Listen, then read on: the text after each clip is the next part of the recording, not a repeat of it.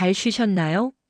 다음 강의를 시작하기 앞서 지난 시간에 어떤 내용으로 이야기 나누었는지 잠깐 기억해 볼까요? 네, 지난 시간에는 하늘 부모님께서 인간을 창조하셨던 태초의 순간으로 거슬러 올라가서 하늘 부모님은 어떤 분인지 알아보았습니다.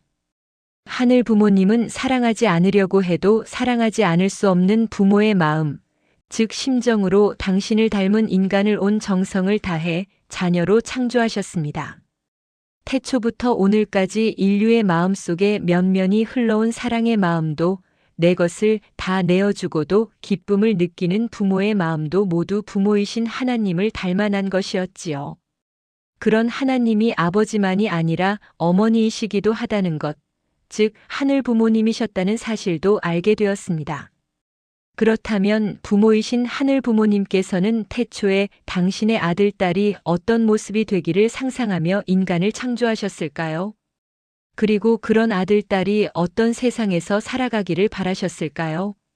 이번 시간에는 하늘 부모님이 아들과 딸을 마음속에 품고 처음으로 그리셨던 인간과 세계는 어떤 모습이었는지 이야기 나누어 보고자 합니다. 자, 그러려면 다시 한번 하늘 부모님께서 인간을 창조하시던 그 순간으로 거슬러 올라가 보아야겠지요? 지난 시간에는 식구님들과 함께 세상을 창조한 기록, 즉 창세기의 1장 27절에 적힌 내용을 살펴보았는데요. 하나님이 자기 형상 곧 하나님의 형상대로 사람을 창조하시되 남자와 여자를 창조하시고라는 기록이었습니다. 그런데 바로 그 다음 구절을 보면요. 하늘 부모님께서 그렇게 창조하신 인간에게 3가지 축복을 주셨다고 기록되어 있습니다. 하늘 부모님께서 당신의 형상대로 인간을 창조하신 다음 그들에게 주신 3가지 축복은 무엇이었을까요? 눈에 넣어도 아프지 않을 아들, 딸에게. 하늘 부모님은 부모로서 어떤 축복을 주고 싶으셨을까요? 우리 식구님들은 자녀분에게 3가지의 축복을 줄 수 있다면 어떤 축복을 주고 싶으세요? 잠시 이야기 나누어 볼까요?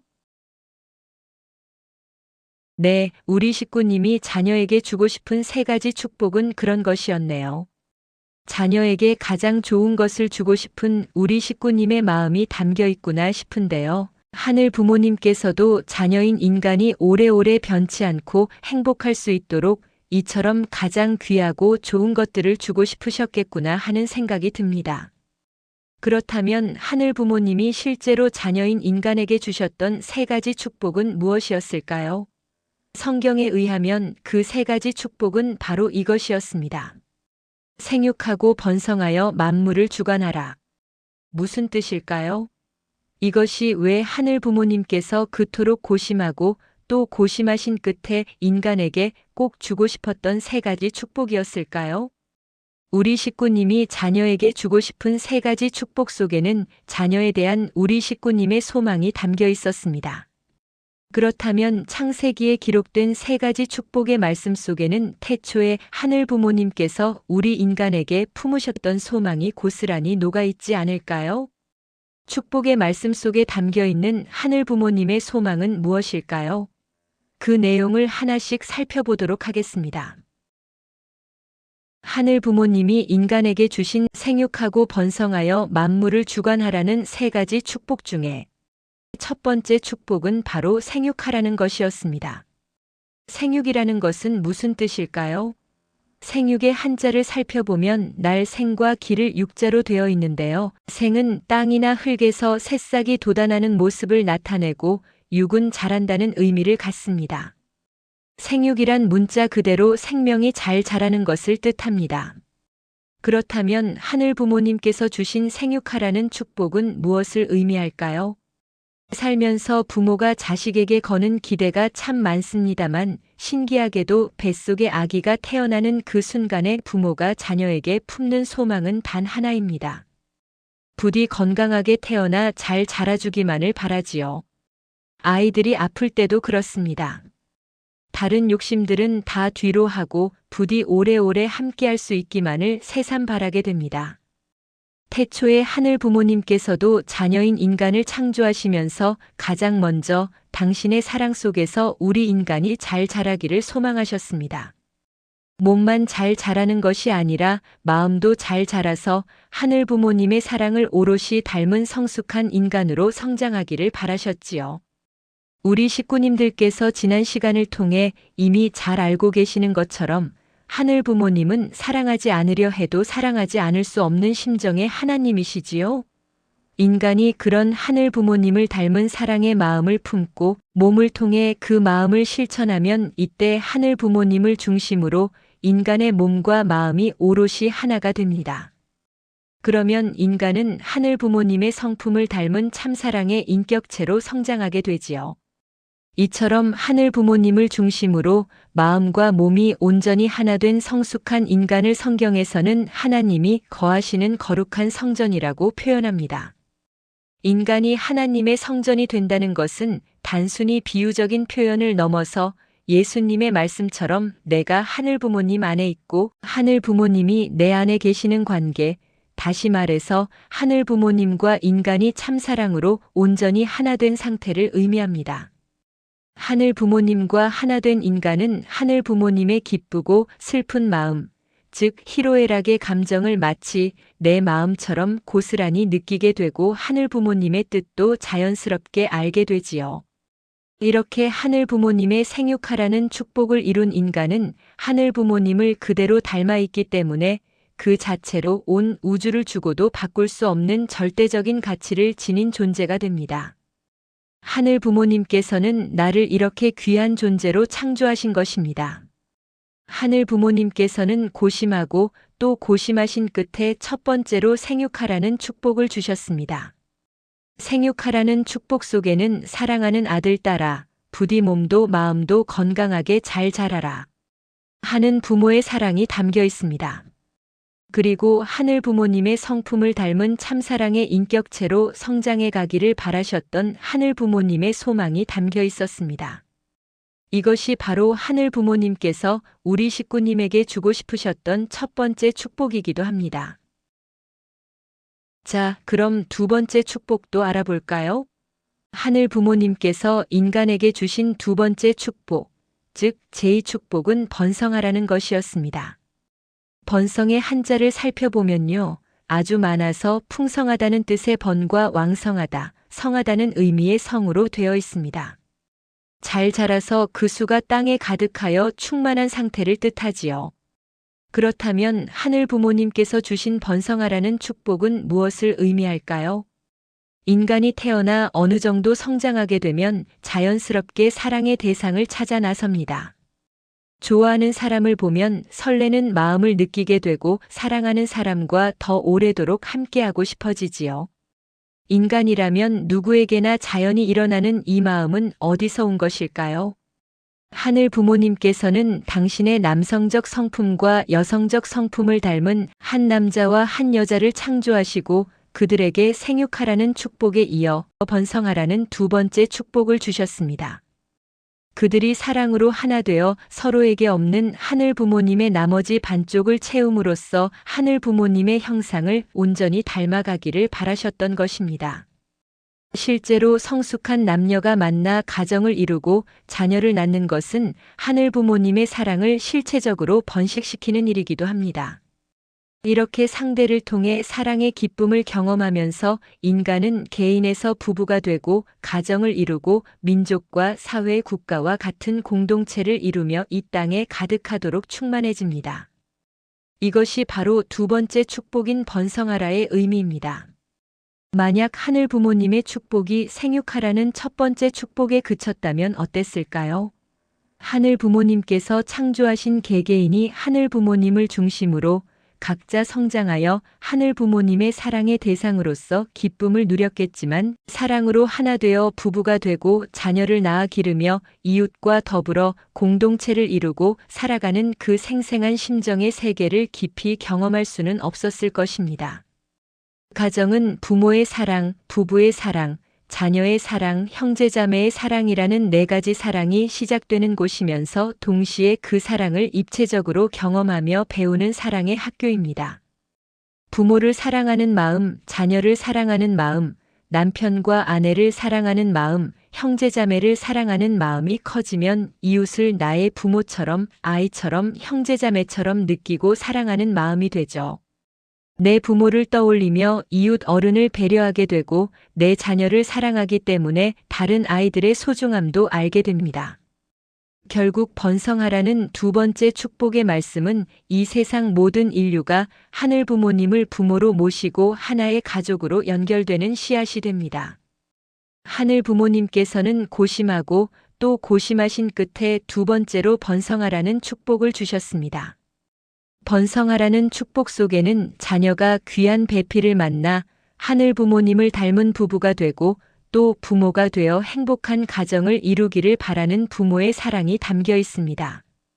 그리고 하늘 부모님을 중심으로 온 인류가 서로 한 가족처럼 사랑하는 천국 같은 세상에서 살아가기를 바라셨던 하늘 부모님의 소망이 담겨 있습니다.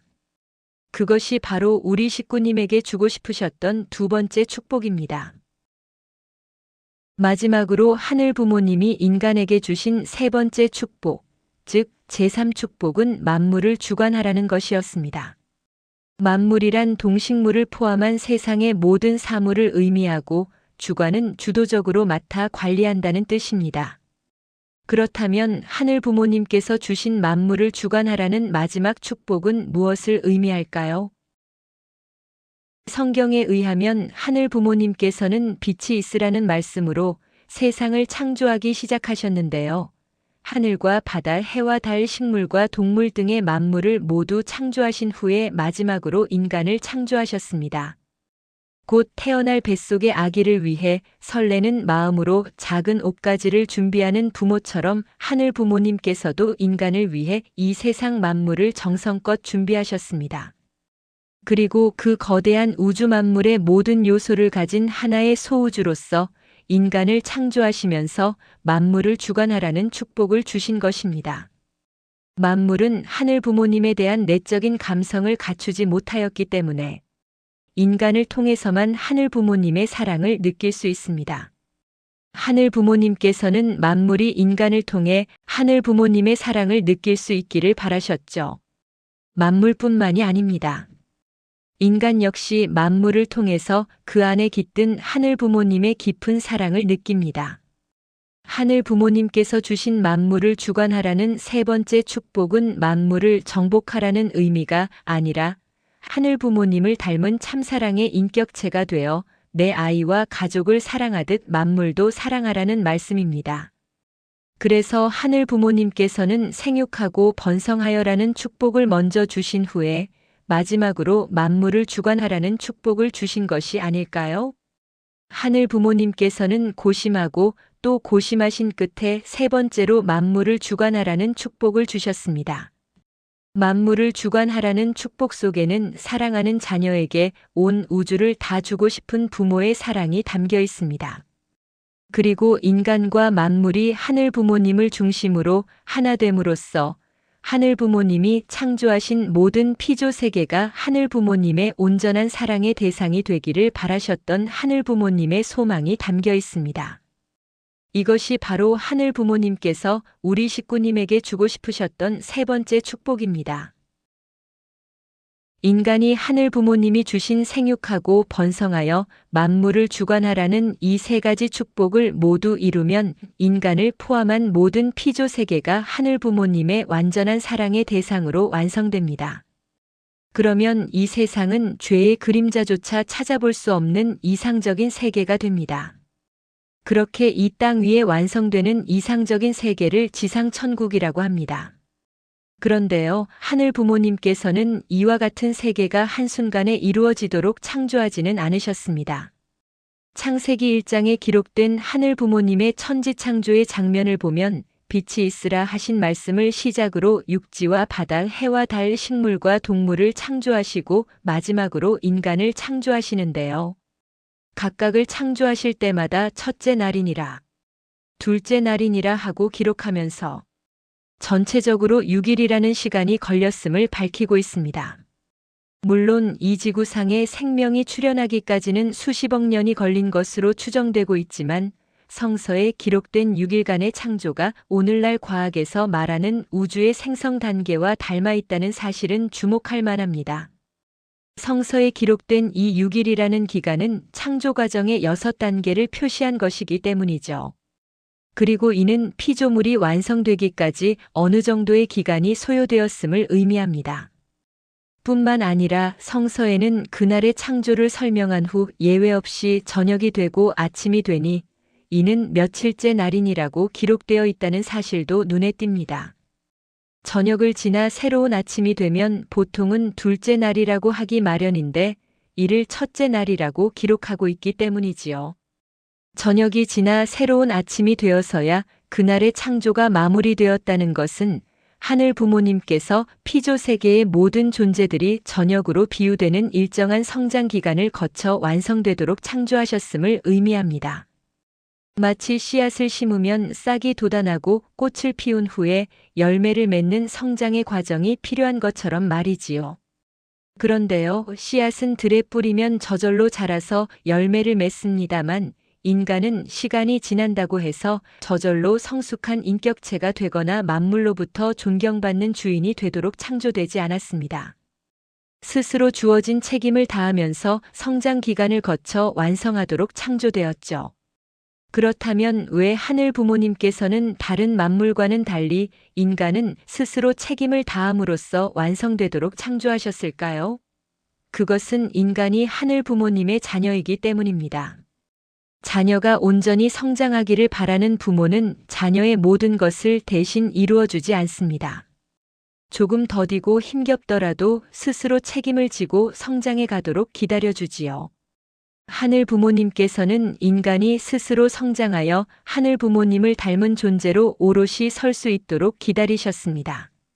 하늘 부모님의 자녀이기 때문에 저절로 만물의 주관자가 되는 것이 아니라 스스로 책임을 다하여 성장함으로써 만물을 사랑으로 주관할 수 있는 주인의 자격을 갖추기를 바라신 것이죠.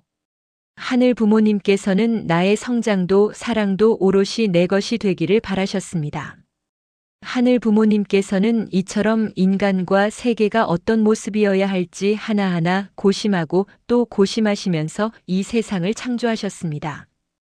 이와 같이 태초에 하늘 부모님께서 고심하고 또 고심하며 그리셨던 인간과 세계에 관한 청사진을 창조원리라고 합니다. 하늘 부모님께서는 무엇보다 먼저 당신의 아들, 딸이 몸도 마음도 건강하게 잘 자라서 오래오래 함께 살기를 바라셨습니다. 당신을 닮아 사랑이 가득한 아이로 자라기를, 그래서 스스로를 사랑할 줄 알고 하늘 부모님도 사랑할 줄 아는 사람이 되기를 꿈꾸셨습니다. 나이가 들면 귀한 배필을 만나 참된 부부로서 사랑도 나누고 당신이 그랬던 것처럼 자녀를 잉태하는 창조의 기쁨도 누리기를 바라셨죠. 눈에 넣어도 아프지 않을 자녀들과 하루하루 부대끼며 살아가는 생생한 삶의 기쁨을 만끽하기를 바라셨습니다. 하늘 부모님이 주신 피조 만물을 사랑으로 누리며 온 인류가 서로를 한 가족처럼 사랑하는 천국 같은 세상을 살아가기를 소망하셨습니다. 그리고는 사랑하는 자녀가 스스로 그 세계를 이루어갈 수 있도록 기다리고 또 기다리셨습니다. 창조 원리는 자녀인 인간에 대한 하늘 부모님의 절절한 사랑의 고백이었습니다. 나는 누구인지, 얼마나 소중한 존재인지, 인생에서 중요한 것은 무엇이고 또 어떻게 살아야 하는지 등 인간이 살면서 마주하게 되는 질문들에 대한 해답이 이 창조 원리 안에 있습니다. 그리고 하늘 부모님께서 바로 그 창조 원리대로 지으신 내 안에 있습니다. 그런데요, 하늘 부모님께서는 왜 이토록 사랑하는 아들, 딸을 100년도 채 살지 못하도록 창조하셨을까요? 100년이 지나면 우리는 어떻게 될까요? 정말 영원히 사라져 버릴까요? 혹시 보이는 이 세계뿐만 아니라 보이지 않는 세계 또한 존재하는 것은 아닐까요? 보이지 않는 세계가 있다면 그곳은 어떤 곳일까요? 오래도록 궁금해해왔지만 누구도 알지 못했던 그 이야기를 잠시 쉬신 후에 나누어 보도록 하겠습니다. 잠시 쉬시고 유무형 실체 세계라는 제목으로 다음 이야기를 이어가 보겠습니다.